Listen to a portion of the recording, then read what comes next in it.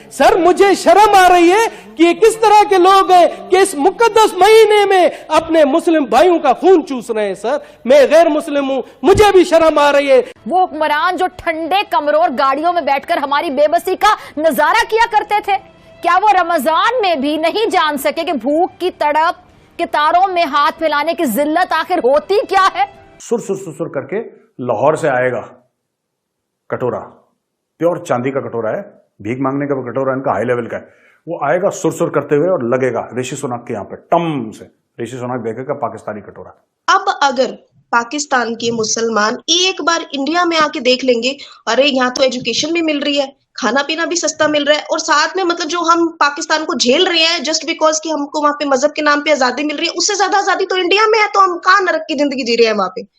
ऐ पैदा करने वाले, क्या यही वो पाकिस्तान है जो तेरे नाम पर वजूद में आया? मुझे यहाँ बात करनी चाहिए कि आपके वहां पे हिंदुओं की क्या सिचुएशन है ना? यहाँ पे तो 25-30 करोड़ मुसलमान है, खुश रह रहे हैं, तभी वहां पे यहाँ पे 3 लाख मस्जिदें हैं, वहां पे बेचारे 2% से भी कम हिंदू रह गए हैं। यहाँ पर मेरे दोस्त है मुझे कहते हैं कि दिनेश कुमार कलमा पढ़ लो मुसलमान हो जा। तो ये अमल देकर दिनेश कुमार कलमा पढ़ेगा? पहले आप उन शैतानों को जो जखीरा अंदोज है, जो मुनाफाखोर है, उनको तो मुसलमान बनाए, फिर दिनेश कुमार के ऊपर आकर तबलीग कर। अगर मंदिर के लिए रिएक्शन लेने जाते हैं आपके यूट्यूबर्स तो कहते हैं नहीं नहीं नहीं नहीं नहीं, ऐसे कैसे मंदिर बनने दे, ये तो काफिरों का है। अच्छा यहाँ पे गैर मजहबी नहीं बन सकता, गैर मजहबी नहीं बन सकता मतलब क्या दिमाग है, मतलब पोलियो है क्या? अगर तो गैर मजहबी नहीं बन सकता तो इंडिया तो पूरा का पूरा हिंदुस्तान, नाम है उसका हिंदुस्तान है, तो यहाँ पे 3 लाख मस्जिदें क्या कर रही है अगर गैर मजहब यहाँ पे नहीं रह सकते?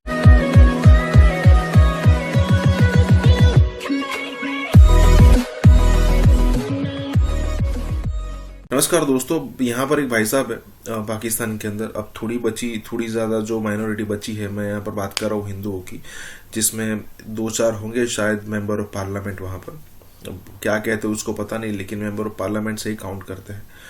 तो ये भाई साहब का कहना है कि भाई मुझे बार बार मुझे जो दूसरे मेंबर्स है वो बताते हैं कि भाई कलमा पढ़ लो मतलब मुसलमान हो जाओ, लेकिन इसी भाई साहब का यहाँ पर कहना है कि पहले आप लोग तो ठीक तरीके से इस्लाम फॉलो कर लो। अब ये बात बिल्कुल सच है। देखिए पाकिस्तान के अंदर आए दिन बम धमाके होते हैं, वो भी मस्जिदों में। क्या इंडिया में आपने कभी सुना कि मस्जिदों में बम धमाके होते हैं? एक बार तो हो सकता है मंदिर को टारगेट कर दिया जाए, जैसे अक्षरधाम मंदिर को टारगेट किया गया था गुजरात के अंदर, दूसरे भी मंदिर को टारगेट किया गया था जहां पर पहले बम डिस्कवर कर लिया गया, खोज लिया गया। लेकिन क्या कभी इंडिया के अंदर नहीं होता मस्जिदों में? लेकिन पाकिस्तान में चीज आम है, वहां पर मुसलमान लड़ रहे। देखिए ईरान और पाकिस्तान की भी सिचुएशन तो है ही, तो मतलब खुद को बचाने के लिए लॉजिक बहुत अच्छा है, मतलब मैं तो यही कहूंगा। इसी के साथ ही वीडियो शुरू करते हैं। बस ये गैर मुस्लिम मेरे लिए शर्म का मकाम है। सर आप देखें रमजान शरीफ का मुकद्दस महीना, रमजान शरीफ का इंतहाई मुकद्दस महीना, जिसमें कहते हैं कि शैतान बंद हो जाता है, मगर क्या पाकिस्तान में तो शैतान खुल्लम खुल्ला घूम रहा है। आप देखें केले का 1 दर्जन रमजान शरीफ से पहले 150 रुपए का था, आज 400 450 रुपए का है। इसी तरह से सेब की कीमत देखें, इसी तरह से आप गोश्त की कीमत देखें, इसी तरह दूसरी जरूरत जिंदगी देखें। सर मुझे शर्म आ रही है कि ये किस तरह के लोग हैं कि इस मुकद्दस महीने में अपने मुस्लिम भाइयों का खून चूस रहे हैं। सर मैं गैर मुस्लिम हूं, मुझे भी शर्म आ रही है। सर मैं आपको बता दूं, यहाँ पर मेरे दोस्त है मुझे कहते हैं कि दिनेश कुमार कलमा पढ़ लो मुसलमान हो जा। तो ये अमल देकर दिनेश कुमार कलमा पढ़ेगा? पहले आप उन शैतानों को जो जखीरा अंदोज है, जो मुनाफाखोर है, उनको तो मुसलमान बनाए, फिर दिनेश कुमार के ऊपर आकर तबलीग कर। कहा जाता है कि मुस्लिम जो है वहां पर आजाद नहीं, रिलीजियस फ्रीडम नहीं, हिंदू के साथ उठना बैठना नहीं, जहां हिंदू देखता है वहां कत्ल करते थे। इस तरह की स्टेटमेंट्स बहुत सारी मैंने देखी है सोशल मीडिया पे। तो अनम सबसे पहले इस सवाल का मैं आपको जवाब दूंगी कि हिंदू मुस्लिम का कोई मसला नहीं है, ये मसला सिर्फ पाकिस्तान में, हमारे इंडिया में कोई मसला नहीं है। तो यहीं पे बात खत्म हो जाती है इसकी, तो कि यहाँ पे तो कोई मतलब मसला है ही नहीं, जो है वहां है। तो और we also do not care about. देखिए मैं जिस इलाके से बिलोंग करती हूँ, यहाँ पे 99.9%, नॉट इवन 99.9% हिंदू मेजोरिटी रहती है। ओके अच्छा। यहाँ सरदार भी बहुत कम है, सिख लोग और मुसलमानों की अगर मैं बात करूँ तो नियर अबाउट, जैसे यहाँ पे 20,000 की आबादी है तो 50 से 60 मुसलमान रहते हैं यहाँ पे। ठीक है। अब इतने सिर्फ 50-60 मात्र मुसलमानों, अगर यहाँ पे मुसलमानों पे तशद्दुद होता, उनके ऊपर जुल्म होता, उनको नमाजें नहीं पढ़ने दी जाती या उनके साथ कुछ भी होता, तो आप एक बात बताइए, यहाँ पे मस्जिद क्या कर रही है ना? फैक्ट है, बहुत बड़ा सवाल है, ये जवाब दो अनम इसका। इतनी अच्छी सही हालत बात है, में बिल्कुल। मुझे एक बार आप मुझे ना पूरा सुनिए, उसके बाद फिर हम काउंटर करेंगे, राइट? तो सबसे पहले बताइए मुझे यहाँ पे मस्जिद क्या कर रही है। बल्कि मैं मुजम्मिल की वीडियो में थी, मैंने मस्जिद दिखाई और मेरे को बाद में बड़ा रिग्रेट हुआ एक चीज का, यार मैंने मस्जिद तो दिखा दी लेकिन उसके सामने वाला हनुमान मंदिर तो मैंने दिखाया ही नहीं कि उसके सामने हनुमान मंदिर है। मस्जिद के अच्छा, सामने ऐसे करके ये अगर चीज मस्जिद इस साइड हनुमान मंदिर है सामने। ओहो, ये तो बहुत बड़ा टॉपिक था, हमारा पॉइंट था ना। हाँ, तो ये मैं बल्कि जल्दी जल्दी में, मतलब वीडियो वैसे भी इतना बड़ा हो रहा था और मेरे को बाद में बहुत रिग्रेट हुआ कि मैंने क्यों नहीं दिखाया। तो आप ये देखिए कि वो हिंदू आबादी के अंदर मस्जिद है और they are living so peacefully. Eid आने वाली है, रमजान चल रहा है, तो पहले उसकी पेंटिंग शुरू हो गई, हर साल पेंटिंग हो जाती है उसके ऊपर मस्जिद पर। कभी आज तक आप कभी बहुत मेरे को बड़ी 1 साल बाद इवन आप मुझे कहोगे ना कि आप अपनी मस्जिद विजिट करा के आओ, तो आप कभी मस्जिद को बुरी हालत में नहीं देखोगे जैसे मैं पाकिस्तान के मंदिरों को बुरी हालत में देखती हूँ। अगर वहां के मंदिरों को बुरी हालत में देखती हूँ तो मुझे कितना दुख होता है। तो मुझे लगता है कि मुझे पॉडकास्ट शुरू करना चाहिए और मुझे यहाँ बात करनी चाहिए कि आपके वहां पे हिंदुओं की क्या सिचुएशन है ना? यहाँ पे तो 25-30 करोड़ मुसलमान है, खुश रह रही है, तभी वहां पे यहाँ पे 3 लाख मस्जिदें हैं। वहां पे बेचारे 2% से भी कम हिंदू रह गए हैं। वहां पे आप मतलब अगर सुप्रीम कोर्ट ऑर्डर देती है तो वहां पे मंदिर नहीं बन सकते, और अगर मंदिर के लिए रिएक्शन लेने जाते हैं आपके यूट्यूबर्स तो कहते हैं नहीं नहीं नहीं नहीं नहीं, ऐसे कैसे मंदिर बनने दे, ये तो काफिरों का है। अच्छा, यहाँ पे गैर मजहबी नहीं बन सकता। गैर मजहबी नहीं बन सकता मतलब क्या दिमाग में मतलब पोलियो है क्या? अगर तो गैर मजहबी नहीं बन सकता तो इंडिया तो पूरा का पूरा हिंदुस्तान, नाम है उसका हिंदुस्तान है, तो यहाँ पे 3 लाख मस्जिदें क्या कर रही है अगर गैर मजहब यहाँ पे नहीं रह सकते?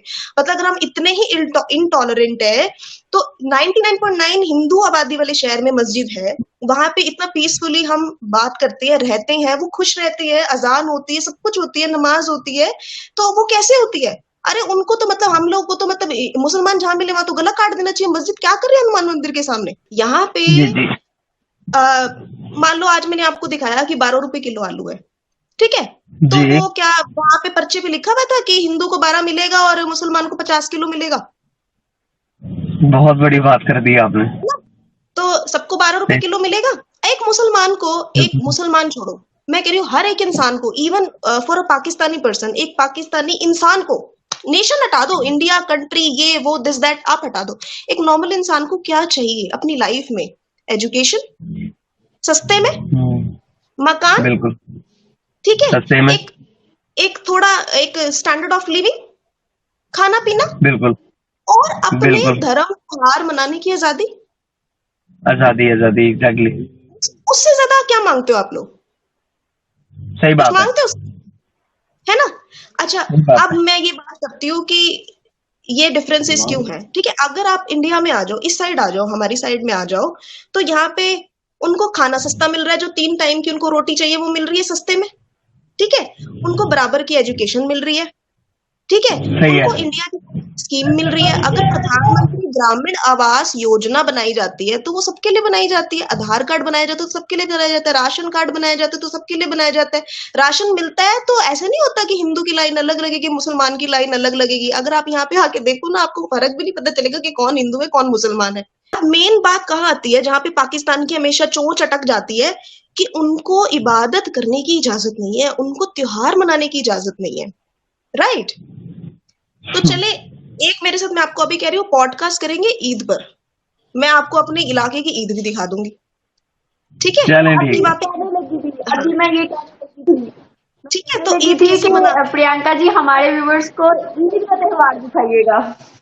जी हाँ, तो आपको ईद भी दिखाऊंगी मैं, ठीक है? तो वहां पे ही सारी बात खत्म हो जाएगी। अब अगर पाकिस्तान के मुसलमान एक बार इंडिया में आके देख लेंगे, अरे यहाँ तो एजुकेशन भी मिल रही है, खाना पीना भी सस्ता मिल रहा है, और साथ में मतलब जो हम पाकिस्तान को झेल रहे हैं जस्ट बिकॉज कि हमको वहां पे मजहब के नाम पे आजादी मिल रही है, उससे ज्यादा आजादी तो इंडिया में है, तो हम कहाँ नरक की जिंदगी जी रहे हैं वहां पे?